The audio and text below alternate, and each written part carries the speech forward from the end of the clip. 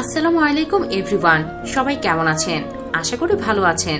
যারা এখনো আমার চ্যানেলটি সাবস্ক্রাইব করেননি, একটু কষ্ট করে সাবস্ক্রাইব করে নিন। তো আর বেশি কথা না বলে চলুন গল্প শুরু করি। সৌহার্দ্য ফ্রেশ হয়ে খাবার খেতে বসে পড়ল। চেয়ারে বসে পাশে তাকাতেই কিছুটা আশ্চর্য হয়ে গেল। আজকে শিশির ওর পাশেই বসেছে। সচরাচর শিশির তো সৌহার্দ্যের পাশে বসে না, আজকে কি হলো মহারানীর, এটাই ভাবছে সৌহার্দ্য। শিশিরের দিকে বেশি ধ্যান না দিয়ে খাওয়াই মনোযোগী হলো। কিছু সময় পর খেতে খেতে শিশিরের দিকে চোখ গেল সৌহার্দ্যের। খাওয়া বাদ দিয়ে সন্ধিহান চোখে শিশিরকে দেখতে লাগলো। শিশির খাচ্ছে আর ফোনের দিকে তাকিয়ে মিটিমিটি হাসছে। একটু পরে টেবিলের উপরে ফোন রেখে শিশির বেসিং এর কাছে চলে গেল। শিশির চলে যেতে সৌহার্দ্য ওর ফোন অন করে কিছু একটা চোখে পড়তে শিশিরের দিকে কটমট দৃষ্টিতে চাইল সৌহার্দ্য, কিন্তু শিশির সেটা আর দেখতে পেল না। শিশির আসার আগে সৌহার্দ্য ফোনটা আবার আগের জায়গায় রেখে দিল। হাত ধুয়ে এসে শিশির যে ফোনটা হাতে তুলে উল্টো দিকে পা বাড়ালো, অমনি সৌহার্দ্য পেছন থেকে বাজখাই কণ্ঠে বলে উঠল, বাবু সোনা যান তাই না? দাঁড়া, তোর বাবু সোনা যান কোত্থেকে আসে সেটা আমি বের করছি। প্রেম করা হচ্ছে মেসেঞ্জারে? বলি সৌহার্দ্য চেয়ার ছেড়ে উঠে দাঁড়ালো। রেগে মেগে শিশিরের দিকে এগিয়ে যেতে লাগলো। সৌহার্দ্যর কথা শুনে শিশির পেছনে তাকিয়েছিল, কিন্তু সৌহার্দ্য যে এইভাবে রেগে ওর দিকে আসবে সেটা ঘুণাক্ষরেও টের পায়নিও। পেলে হয়তো এখানে আর এক মুহূর্তও দাঁড়াতো না। শিশির এক পা করে পেছাতে পেছাতে সিঁড়ির দিকে দৌড় দিল। শিশিরকে দৌড়ে যেতে দেখে সৌহার্দ্য ওর পেছনে দৌড় দিল। শিশির দৌড়াতে দৌড়াতেই বলে উঠল, সৌহার্দ্য ভাই, আগে আমার কথাটা শুনুন তো। সৌহার্দ্য আগে রিডি করতে করতে বলল, কি শুনবো? হ্যাঁ বলবি তো সরি সৌহার্দ্য ভাই, আর এমন হবে না। তোর সরি তুই তোর কাছে রাখ, তোর প্রেম ছোটাচ্ছি আমি, দাঁড়া তুই। শিশির বলে উঠল, আগে আমার কথাটা শুনুন, না হলে আমি দাঁড়াবই না। সৌহার্দ্য বাজখাই গলায় বলে উঠল, তোকে একবার হাতের কাছে পাই, এক চোর দিয়ে প্রেম করার শখ বের করে দিব। থাম শিশির, নয়তো আমি যদি তোকে ধরতে পারি তাহলে আজকে তুই শেষ। শিশির দৌড়াতে দৌড়াতে সৌহার্দ্যকে ভেঙচি কেটে বলল, আমি দাঁড়াই আর আপনি আমাকে ভর্তা বানিয়ে বাজারে বিক্রি করুন তাই না? সেটা কিছুতেই হচ্ছে না সৌহার্দ্য ভাই। একটু থেমে আবার বলল, আপনি যেগুলো দেখেছেন সেগুলো ভুল আসলে। ব্যাস এতটুকু বলতে সৌহার্দ্য বলে উঠল, এখন তুই আমাকে শেখাতে এসেছিস যে কোনটা ভুল আর কোনটা ঠিক? চর মেরে তোর সব দাঁত ফেলে দেবো বেয়াদব মেয়ে। সারা বাড়ি দৌড়াদৌড়িতে প্রায় 30 মিনিট কেটে গেছে। শিশির এখন লুকিয়ে রয়েছে ছাদের অনামিকা ফুল গাছের ঝোপের আড়ালে। শিশির লুকিয়ে লুকিয়ে সৌহার্দ্যকে দেখছে আর মিটিমিটি হাসছে। সৌহার্দ্য ছাদের দরজার কাছে দাঁড়িয়ে আশেপাশে চোখ বুলিয়ে শিশিরকে খুঁজে চলেছে। হঠাৎ ফোনে নোটিফিকেশনের শব্দে শিশির ঘাবড়ে গেল। ফোনটা সাইলেন্ট করে পাতাগুলোর আড়াল থেকে সামনে চাইতেই সৌহার্দ্যকে আর দাঁড়ানো দেখতে পেল না।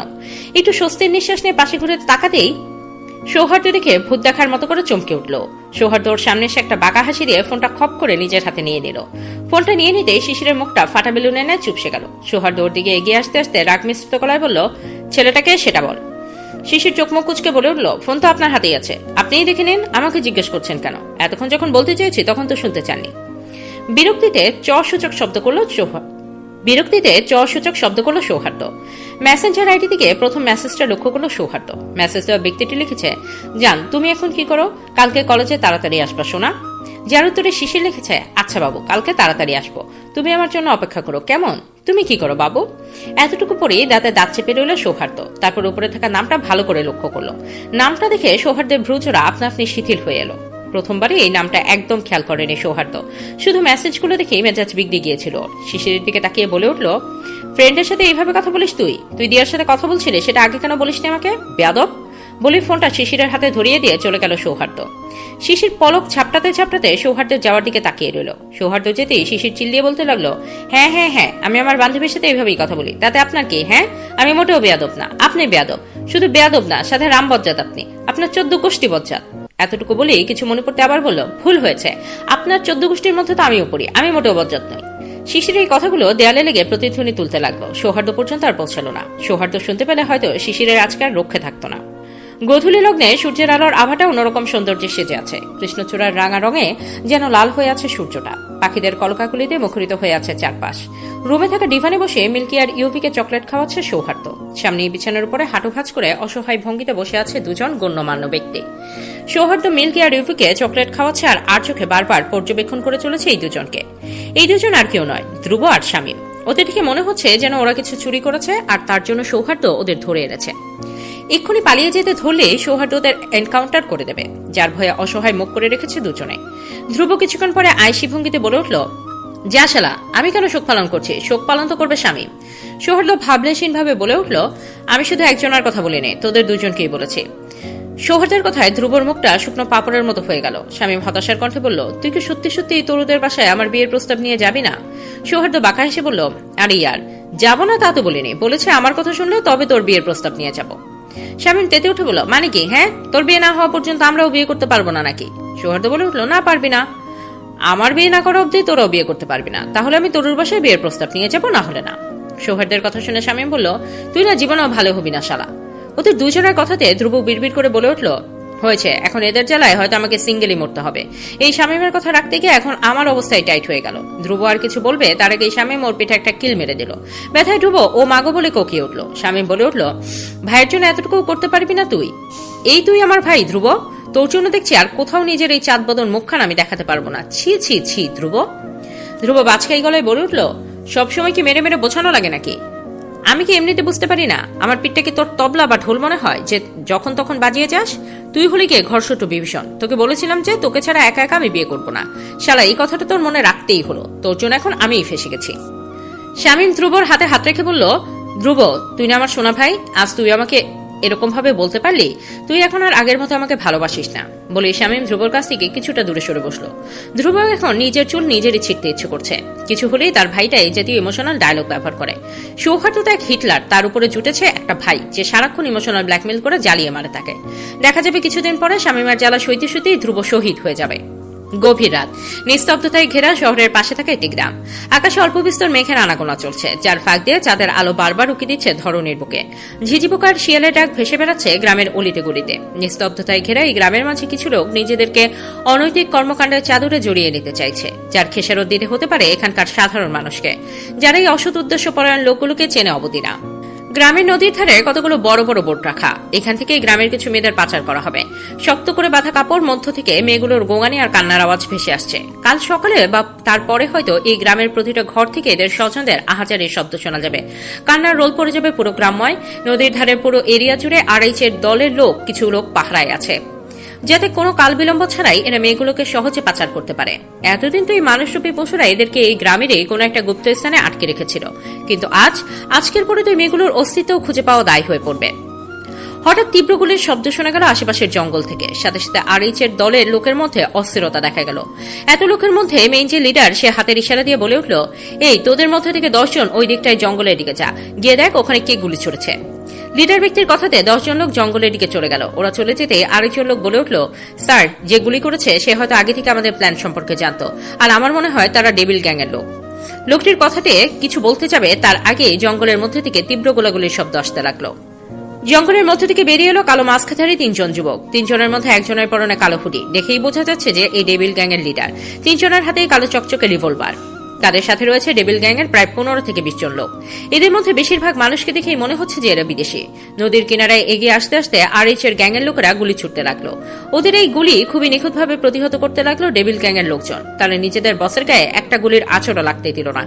কিছুক্ষণের মধ্যে আরএইচের গ্যাং এর সবগুলো লোককে পুরোপুরি ঘেরাও করে নিল ডেভিল গ্যাং এর লোকেরা। কেউ কিছু বুঝে ওঠার আগে কালো হুডি পরা ব্যক্তিটি এসে এখানে উপস্থিত লিডারের মাথায় বন্দুক তাক করলো। কালো হুডি পরা ব্যক্তিটি বন্দুক ধরতে বাকি 2 জন যুবকের মধ্য থেকে একজন বলে উঠল, আরে সৌহার্দ্য, মারার আগে একে একবার তো নিজের জমকে দেখে যেতে দে, নয়তো মরেও বেচারা শান্তি পাবে না। পাশে থাকা দ্বিতীয় যুবকটি প্রথম যুবকের মাথায় গাট্টা মেরে বলল, আরে ধ্রুবের বাচ্চা, সৌহার্দ্যকে শান্তি দেওয়ার জন্য মারছে নাকি আজাব দেওয়ার জন্য মারছে জানিস না? শামীমের হাতের গাট্টা খেয়ে ধ্রুব তেলে বেগুনে জ্বলে উঠে বলল, তো সেটা মুখ দিয়ে বললেই হতো, বারবার হাতে উঠাচ্ছিস কেন? শামীম মির্জার বড়াই করে দাঁত কেলিয়ে বলল, আসলে আমার হাতটা একটু বেশি চলে তো তাই। থাক ভাই, তুই আর রাগ করিস না। ওদের 2 ভাইয়ের নাটকীয় কথাবার্তা শুনে সৌহার্দ্যের চোয়াল শক্ত হয়ে গেল। সৌহার্দ্য হুডির টুপিটা খুলে শামীম আর ধ্রুবর দিকে কটমট দৃষ্টিতে তাকাতেই ওরা 2 জন চুপ হয়ে গেল। সৌহার্দ্য বন্দুক তাক করা লোকটার দিকে তাকিয়ে বলল, যদি শান্তিতে মরতে চাস তো বল যে বাকি মেয়েগুলো কোথায়, আর যদি না বলিস তাহলে তোকে মেরে শিয়াল কুকুর দিয়ে খাওয়াবো। সৌহার্দ্যের বলা কথায় লোকটি ভয় পেয়ে গেল, কিন্তু কিছু বলল না। সৌহার্দ্য মাস্কের ভেতর থেকে বাঁকা এসে লোকটির মাথা থেকে বন্দুকটা নামিয়ে পায়ে শুট করল। গুলি লাগার সাথে সাথে লোকটি ব্যথায় আর্তনাদ করে পা ধরে লুটিয়ে পড়ল মাটিতে। সৌহার্দ্য লোকটির সামনে বসে পড়ে আবার বন্দুকটা তার মাথায় তাক করে বলল, এবার বল। সৌহার্দ্যের কথাতে লোকটি ভয়ে ভয়ে বলে উঠল, বাকি মেয়েগুলোকে 2 দিন আগেই পাচার করে দিয়েছে, কোথায় নিয়ে গেছে আমি জানি না, আমি শুধু আজকের দায়িত্বে ছিলাম। লোকটার কথা শেষ হতেই সৌহার্দ্য লোকটার হাতে একটা গুলি করলো। তারপর শামীম আর ধ্রুবকে বলল, এর ভালো খাতির যত্ন করবি, একে এত সহজে মারবি না, যত ইচ্ছে টর্চার করে তারপর মারবি। ওর জন্য অনেক মেয়ের জীবন নষ্ট হয়েছে। দেখতে দেখতে শিশিরের পরীক্ষা শেষ হয়ে গেল। এখন শিশিরের নিজেকে মুক্ত স্বাধীন পাখির মতো লাগছে। এই খুশি সে কোথায় রাখবে? খুশিতে শিশির বাকবাকুম করে সারা বাড়ি ঘুরে বেড়াচ্ছে, আর একটু পরপর সৌহার্দ্যকে বিরক্ত করছে। ওর পেছন পেছন সকালে ওর পেছন পেছন সকাল মিল্কি আর ইউভিও ছোটাছুটি করছে। সৌহার্দ্য আজকে বাড়িতেই আছে। তাকে এত বিরক্ত করার পরও আজকে ওদের কিছুই বলছে না সৌহার্দ্য। ড্রয়িং রুমের সোফায় বসে নিউজ পেপার পড়ছে সৌহার্দ্য। পাশে কুয়াশা ফোন নিয়ে বসে আছে। নিউজ পেপার পড়ার সাথে বারবার আর চোখে শিশিরের কর্মকাণ্ড দেখে চলেছে সৌহার্দ্য। হঠাৎ কলিং বেল বেজে উঠল। শিশির দৌড়ে গিয়ে দরজা খুলে দিল। বাইরের ব্যক্তিকে দেখে দূরে সোফায় বসে থাকা সৌহার্দ্য চোখ মুখ কুচকে ফেলল। অতঃপর চিরাচরিত বাঁকা হাসি দিয়ে মনে মনে বলল, অবশেষে আপনার দেখা পেলাম। আপনার জন্য আমার আর কষ্ট করতে হলো না। আপনি নিজে এসেই আমার কাছে ধরা দিলেন। হঠাৎ কলিং বেল বেজে উঠল। শিশির দৌড়ে গিয়ে দরজা খুলে দিল। বাইরের ব্যক্তিকে দেখে দূরে বসে থাকা সৌহার্দ্য চোখ মুখ কুচকে ফেলল। অতঃপর চিরাচরিত বাঁকা হাসি দিয়ে মনে মনে বলল, অবশেষে আপনার দেখা পেলাম। আপনার জন্য আমার আর কষ্ট করতে হলো না। আপনি নিজে এসে আমার কাছে ধরা দিলেন। বাইরে দাঁড়িয়ে থাকা ব্যক্তিকে দেখে শিশির মুচকে এসে তাকে জড়িয়ে ধরল। তিনি নিজেও লোক দেখানো ভাবে জড়িয়ে নিয়ে বলে উঠল, কিরে মা, কেমন আছিস? নিজের ফুপিকে তো একদম ভুলিয়ে গিয়েছিস। শিশির আগে নেয় জড়িয়ে ধরে বলল, আলহামদুলিল্লাহ ভালো। তুমি কেমন আছো ফুপি? একদমই ভুলিনি, বরং তুমিই ভুলে গেছো আমাদের। চলো চলো ভেতরে চলো বলে শিশির তার ফুপি দিলারা শেখের হাত ধরে টানতে টানতে ভেতরে নিয়ে যেতে লাগলো।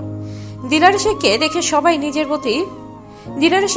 সবাই নিজের ব্যতিব্যস্ততা রেখে ড্রয়িং রুমে চলে এলো। মোহনা বেগম দিলারা শেখকে দেখে আমাদের সহিত বললেন, আরে আপা, কত বছর পরে এই বাড়িতে এলে, আমাদেরকে তো তুমি একদম ভুলেই গেছো।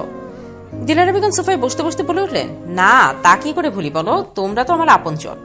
সোনালী বেগম নাসা নিয়ে আসতে আসতে বললেন, তা আপা, এতদিন পরে আমাদের কথা মনে পড়লো তোমার? ছোটরা আর ভাইজান তারা কেউ আসেনি? দিলারা শেখ স্বভাবসুলভ পান চিবোতে চিবোতে বললেন, তোমাদের আমার সাথে নিয়ে যেতে এলাম। তোমার ভাইজান আমাকে এখানে নামিয়ে দিয়ে ওনার একজন বন্ধুর বাড়িতে গিয়েছেন বিয়ের নিমন্ত্রণ দিতে। ফুপির কথায় শিশির কৌতূহল নিয়ে বলল, বিয়ে? কার বিয়ে? আর তুমি আমাদের নিয়ে যেতে এসেছো মানে? দিলার শেখ হেসে বলে উঠলেন, আরে তোর রিমিয়াপুর বিয়ে, আর ওর বিয়েতে তোরা যাবি না তা কি করে হয়? তাই তো তোদের নিয়ে যেতে এলাম। মোহনী বেগম খুশি হয়ে বললেন, আলহামদুলিল্লাহ। তা কবে বিয়ের দিনক্ষণ ঠিক করলে আপা? দিলারা শেখ বললেন, আজ থেকে 7 দিন পরে। তারপর সৌহার্দ্যের দিকে তাকিয়ে বলেন, সৌহার্দ্য যে, তা বাবা কেমন আছিস? ফুপির সাথে একবার কথা বললি না যে? সৌহার্দ্য খবরের কাগজ টেবিলের উপরে রেখে বলে উঠল, এই তো ভালো। তুমি তো সবার সাথে কথা বলছিলে, তো তাই বলিনি। সৌহার্দ্য কয়েকবার লক্ষ্য করেছে ওর ফুপি সবার সাথে কথা বলছে ঠিকই, কিন্তু কথা বলার মাঝে বারবার আর চোখে শিশিরের দিকে তাকাচ্ছে। কিছুক্ষণ চুপ থেকে সৌহার্দ্য আবার বলল, পাত্র কি করে ফুপি? আর রাদিফের কি অবস্থা? দিলারা শেখ মেয়েকে হাসি হেসে বলল, ছেলে লেখাপড়া শেষ করে বাবার ব্যবসা সামলাচ্ছে, আর রাদিফ তো কানাডা থেকে এখনো ফেরেনি, কালকের ফ্লাইট। সৌহার্দ্য রহস্যজনক হেসে বলল, আচ্ছা। সিলেটে যাওয়ার কথা শুনে শিশিরের মনটা নিচে উঠেছে। কেউ কিছু বলার আগেই শিশির আর কুয়াশা নিজেদের রুমের দিকে দৌড় দিল। রুমে গিয়ে কাবার থেকে জামা কাপড় বের করে বিছানায় মেলে দিয়েছে। কোন কোন জামাগুলো নেবে সেটা ঠিক করতে বারবার কয়েকটা জামা নিয়ে কুয়াশার রুমের দিকে ছুটছে শিশির। যেটা সিলেক্ট করতে পারছে শুধু সেটাই নিজের রুমে গিয়ে ব্যাগে পড়ছে। এদিকে কুয়াশার খুশি হওয়ার সাথে সাথে একটু খারাপ লাগাও কাজ করছে ওর মনে। বেড়াতে গেলে কতদিন ধ্রুবকে না দেখে থাকতে হবে ওর? ফোনে কথা হবে ঠিকই, কিন্তু সামনাসামনি ধ্রুবকে না দেখে কিভাবে থাকবে কুয়াশা? এসব ভেবে কুয়াশা ধ্রুবকে মেসেজ পাঠালো, আমরা ফুপির পাশে যাচ্ছি সিলেট, ভালো থাকবেন আর নিজের খেয়াল রাখবেন। ধ্রুব হয়তো ব্যস্ত ছিল এতক্ষণ, তাই তো 20 মিনিটের মাথায় মেসেজের রিপ্লাই এলো, ঠিক আছে যাও। কুয়াশা চোখ বড় বড় করে তাকিয়ে আছে মোবাইল স্ক্রিনের দিকে। তার বিশ্বাসই হচ্ছে না ধ্রুব এই মেসেজ লিখেছে, শুধুমাত্র ঠিক আছে যাও, আর কিছুই না। কুয়াশা ভেবেছিল ধ্রুব হয়তো বলবে সিলেট যাওয়ার দরকার নেই, সবাই গেলে যাক, কিন্তু তুমি যাবে না। কিন্তু ধ্রুব সেসব কিছুই বলেনি। কুয়াশা এবার মন খারাপ করে ফোনটাই বন্ধ করে রাখলো। সৌহার্দ্য নিজের রুমের দিকে যাচ্ছিল, হঠাৎ ওর নজর গেল শিশিরের রুমের বিছানার উপরে শিশিরের কাবারের প্রায় অর্ধেক জামাকাপড় বের করা, তাও সব এলোমেলো ভাবে ছড়িয়ে ছিটিয়ে আছে। দেখে মনে হচ্ছে এটা কোনো ধোপা বাড়ি। তার পাশেই শিশির গালে হাত দিয়ে শুকনো মুখে বসে আছে। সৌহার্দ্য শিশিরের রুমে ঢুকে শিশিরকে বলে উঠল, ঘরটাকে এভাবে ধোপা বাড়ি বানিয়ে রেখেছিস কেন? শিশির অসহায় ভঙ্গিতে বলে উঠল, দেখো না সৌহার্দ্য ভাই, কোন কোন ড্রেসটা নিব সেটাই ঠিক করতে পারছি না। সৌহার্দ্য ভ্রুকুচকে বলল, মেয়েদের বেশি ড্রেস থাকলে যা হয় আর কি, এখন বসে বসে ভাব কোন ড্রেসটা নিবে। সৌহার্দ্যের কথাতে শিশির আর চোখে চেয়ে ওর দিকে তাকিয়ে বলল, আপনি এমন ভাবে বলছেন যেন আপনার নেই। সৌহার্দ্য দায়সারা ভাবে জবাব দিল, নেই তা তো বলি নেই, কিন্তু আমার তোর মতো চুজ করতে এত টাইম লাগে না বুঝলি। বলেই সৌহার্দ্য নিচে রুমের দিকে হাঁটা ধরল। সৌহার্দ্যকে যেতে দেখে শিশির ওর পিছু পিছু চলল। সৌহার্দ্য পেছন ফিরে ভ্রুকুচকে শিশিরকে উদ্দেশ্য বলল, কি চাই? সৌহার্দ্যের কথাতে শিশির যেন লজ্জা পেয়ে চিবুক নামিয়ে নিল। এখন শিশির তো আর এতটা সাহসী নয় যে সাহস করে বলবে আপনাকে চাই। শিশিরের লজ্জা পাওয়াটা সৌহার্দ্যের চোখ এড়ায়নি, কিন্তু শিশির কেন লজ্জা পেল তা আর বুঝে এলো না। সৌহার্দ্য সন্ধিয়ান গলায় বলল, তুই আমার পেছন পেছন আসছিস কেন বলতো? শিশির আমতা আমতা করে বলে উঠল, আপনার রুমে। সৌহার্দ্য একই ভঙ্গিতে শুধালো, আমার রুমে গিয়ে তোর কি কাজ? শিশির সৌহার্দ্যকে পাশ কাটিয়ে যেতে যেতে বলল, আরে আছে একটা কাজ, শুনুন তো আমাকে যেতে দিন। শিশির সামনের দিকে পা বাড়াতে সৌহার্দ্য পেছন থেকে খপ করে ওর ঘাড়ের সাইডে জামা শক্ত করে চেপে ধরল। শিশির অসহায় কণ্ঠে বলে উঠল, সৌহার্দ্য ভাই ছেড়ে দিন, আমার জামা ছিঁড়ে যাবে তো। সৌহার্দ্য গম্ভীর গলায় বলল, ছিঁড়লে ছিড়ুক, আগে বল আমার রুমে তোর কাজ কি? শিশির মনে মনে ফোন দিয়ে বলল, উফ, বড় মা আমাকে আপনার রুম গুছিয়ে চকচকে করে দিতে বলেছে, দেখুন একদম আমার এই দাঁতের মতো বলে নিজের চকচকে দাঁতগুলো বের করে দেখাতে লাগলো। সৌহার্দ্য বলে উঠলো, আমার রুম এমনিতেই গোছানো আছে, তুই তোর দাঁত দেখানো বন্ধ কর আর নিজের রুমে যা। যাচ্ছি, আগে ছাড়ুন তো। সৌহার্দ্য ছেড়ে দিতেই শিশিরকে আর পাইকে দৌড়ে সৌহার্দ্যের রুমে ঢুকে গেল। শিশিরকে রুমে যেতে দেখে চলে এলো। সৌহার্দ্য এসে দেখতে পেল শিশির কাবার থেকে সৌহার্দ্যের শার্ট প্যান্ট সব বের করছে। এসে থেকে সৌহার্দ্য বলে উঠলো, এগুলো বের করছিস কেন তুই? শিশির লাজুক হেসে বলল, কারণ আমি চাই এই কয়দিন আপনি আমার পছন্দের পোশাক পরবেন। সৌহার্দ্য আগের থেকে দ্বিগুণ গম্ভীর কণ্ঠে বলে উঠল, না। শিশির কাবার থেকে জামা বের করতে করতেই বলল, হ্যাঁ। সৌহার্দ্য বলে ওঠে, তুই যাবি এখান থেকে? শিশির বিরক্তি নিয়ে হাতে থাকা কাপড় না দেখে ছুঁড়ে মারতে সৌহার্দ্য সেটা কাজ করে নিল। কাপড়টা ভালো করে লক্ষ্য করে সেটাকে ভালোভাবে পিছনে লুকিয়ে নিল। কাজ শেষ করে শিশির সৌহার্দ্যের দিকে ভ্রু কুঁচকে চাইল, তারপর একটু এগিয়ে গিয়ে বলল, আপনি কি লুকাচ্ছেন বলেন তো? সেটা তোর দেখা লাগবে না, যা ভাগে এখান থেকে। না না, আমি দেখবই। কই দেখি বলি শিশির সৌহার্দ্যের হাতটা টেনে নিজের সামনে আনলো। সৌহার্দ্যের হাতের দিকে তাকাতেই শিশিরের চোখ ছানা পড়া। ও সৌহার্দ্যের দিকে তাকিয়ে চোখ ছোট করে বলল, এটা তো আপনার ছোট কাপড় সৌহার্দ্য ভাই, আগে বললেই হতো, তাহলে আমি আর দেখতে চাইতাম না। বলে শিশির ফিক করে হেসে দিল। সৌহার্দ্য ধমক দিয়ে বলে উঠলো, তুই যাবি এখান থেকে? ওর ধমক খেয়ে শিশির ছুটছুট করে বেরিয়ে যেতে লাগলো। তারপর যাওয়ার আগে দরজায় আড়াল থেকে উকি দিয়ে বলল, ছোট কাপড়ের কালারটা একদম সেই হয়েছে কিন্তু সৌহার্দ্য ভাই, এটা আমার পছন্দের কালারের মধ্যে একটা। সৌহার্দ্য কটমট চোখে শিশিরের দিকে চাইতেই শিশির ওখান থেকে কেটে পড়ল। সৌহার্দ্যের এখন মনে হচ্ছে তার মায়া পাখি এইমাত্র তার ইজ্জত নিয়ে টানাটানি করেছে, তার মান সম্মানের ছিটেফোঁটো আর বাকি রেখেনিও। সৌহার্দ্যের তো এখন নিজের কপাল নিজেরই চাপটাতে ইচ্ছে করছে।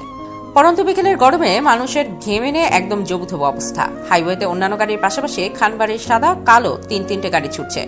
বোন বাড়িতে এসেছে শুনে শিশিরের বাবা কাকারা অফিস থেকে তাড়াতাড়ি চলে এসেছিলেন। খাওয়া দাওয়া শেষে সবাই বেরিয়ে পড়েছে সিলেট যাওয়ার উদ্দেশ্যে। শিশির আসার আগে দিয়াকেও নিজের সঙ্গে করে নিয়ে এসেছে। শিশির যাবে আর তার প্রাণের বান্ধবীকে নিয়ে যাবে না, তা কি করে হয়? গাড়িতে ওঠার সময় দিয়াকে গাড়িতে বসে থাকতে দেখে ভূত দেখার মতো চমকে উঠেছিল ভোর। পরে কুয়াশার কাছে জিজ্ঞেস করে জানতে পারে যে তার বোন দিয়াকে এক প্রকার জোর করেই ওদের সাথে নিয়ে যাচ্ছে। তখন ভোরের খুশি দেখে কে? ড্রাইভিং সিটে বসে গাড়ি চালাচ্ছে সৌহার্দ্য, পাশে শিশির বসে আছে, ব্যাক সিটে বসে আছে কুয়াশা, দিয়া, ভোর আর সকাল। সকাল একবার দিয়ার কোলে যাচ্ছে তো আবার ভোরের কোলে যাচ্ছে। পেছনের দুটো গাড়িতে আছেন বড়রা সবাই। রাত এখন 9:40। রাস্তার পাশে দোকানপাটগুলোতে টিমটিমে আলো রেখা দেখা যাচ্ছে। গাড়ি চলছে আপন গতিতে। সৌহার্দ্য গাড়ি চালাচ্ছে আর বারংবার নিজের মায়া পাখিকে দেখছে। শিশির কখনোই এক নাগারে বিরতিহীনভাবে জার্নি করতে পারে না, সবসময় ঘুমিয়ে পড়ে। আজও এর বিপরীত কিছু হয়নি। বরাবরের ন্যায় গাড়িতেই ঘুমিয়ে পড়েছ। সৌহার্দ্যকে নিজের বোনের দিকে তাকিয়ে থাকতে দেখে ভোর টিপ্পনি কেটে বলে উঠল, ভাইয়া, গাড়িকে এখন আমি চালাবো নাকি? তাহলে তোমার একটু সুবিধা হতো আর কি। ভোরের কথা দিয়ে কুয়াশা ফিক করে হেসে উঠল। দেয়া কিছু না বুঝে তিন ভাই বোনের দিকে তাকিয়ে আছে। লুকিং গ্লাস থেকে সৌহার্দ্য কটমট দৃষ্টিতে চাইতেই ভোর আবার বলে উঠল, না মানে তুমি তাহলে একটু রেস্ট নিতে পারতে। সৌহার্দ্য কড়া চোখে চেয়ে থেকেই বলল, দরকার নেই, গাড়ি থামাচ্ছি, আমাদের যেতে এখনো 2 থেকে 3 ঘন্টার মতো সময় লাগবে, এখন খেয়ে নেওয়া উচিত। বলে কিছু দূর গিয়ে একটা খোলা মাঠের কাছে গাড়ি থামালো সৌহার্দ্য। গাড়ি থামাতেই সবাই একে একে গাড়ি থেকে নেমে পড়লো। সৌহার্দ্যতে দেখা দেখি বাকি গাড়িগুলো একই সারিতে পার্ক করা হলো। সবাই নেমে যেতেই সৌহার্দ্য শিশিরকে ডাকতে লাগলো, মায়া পাখি, ওটা এখন কিছু খেয়ে নে, এখন না খেলে পরে কিন্তু আর খেতে দেবো না তোকে। ডাকতে ডাকতেই শিশিরকে নিজের হাত দ্বারা ঠেলতে লাগলো সৌহার্দ্য। ঘুম ঘুম চোখে সৌহার্দ্যের দিকে তাকালো শিশির। অতঃপর ঘুমের ঘরে সৌহার্দ্যের হাতটা টেনে ওর কাঁধের উপর মাথা রেখে পুনরায় ঘুমিয়ে গেল শিশির। শিশির এই কাণ্ডে সৌহার্দ্য হতবাক হয়ে গেছে। বুকের ভেতরে হৃৎপিণ্ডটা দ্রিম দ্রিম শব্দ তুলছে, হাত কাঁপছে সৌহার্দ্যের। শিশিরের বউ ছোঁয়ার পরে প্রথম নিজে থেকে সৌহার্দ্যের এত কাছাকাছি এলো, হোক সেটা ঘুমের ঘরেই। কাঁপতে থাকা হাতে শিশিরের মুখে পড়ে থাকা চুলগুলো কানে গুজে দিতে চাইলে সৌহার্দ্য, কিন্তু তার হলো কই। তার আগেই ভোর এসে সৌহার্দ্যকে তাড়া দিয়ে বলল, ভাইয়া, বড় মা ডাকছে, সবাই তোমাদের জন্য অপেক্ষা করছে, চড়ুই পাখি কিনে তাড়াতাড়ি খেতে এসো, বলে ওখান থেকে প্রস্থান করলো। সৌহার্দ্য নরম গলায় শিশিরকে ডাকলো, মায়া পাখি, ওঠ। শিশির নড়ে চড়ে উঠে বসলো। অতঃপর সৌহার্দ্যের দিকে তাকিয়ে ঘুম ঘুম কণ্ঠে বলে উঠল, এইমাত্র আপনি আমাকে কি বলে ডাকলেন সৌহার্দ্য ভাই? সৌহার্দ্য ওর কথার উত্তরে গম্ভীর গলায় বলল, কুম্ভকর্ণের মতো না ঘুমিয়ে ওঠ, এটা বলেছি। বলে গাড়ির দরজা খুলে বাইরে চলে গেল সৌহার্দ্য। শিশির বিড়বিড়ে বলল, কুম্ভকর্ণ হবে আপনার বউ, আমি মোটেও কুম্ভকর্ণ নই। বলতে বলতেই বাইরের দিকে চোখ গেল শিশিরের। বাইরের দৃষ্টি দেখে শিশিরের চোখ চকচক করে উঠল। শিশির আনমনে বলল, ইয়ে, রাতের বেলা এই জায়গাটা এত সুন্দর দেখতে, এটা আমি আগে কখনোই দেখিনি। বলেই গাড়ির দরজা খুলে বাইরে দৌড় দিল।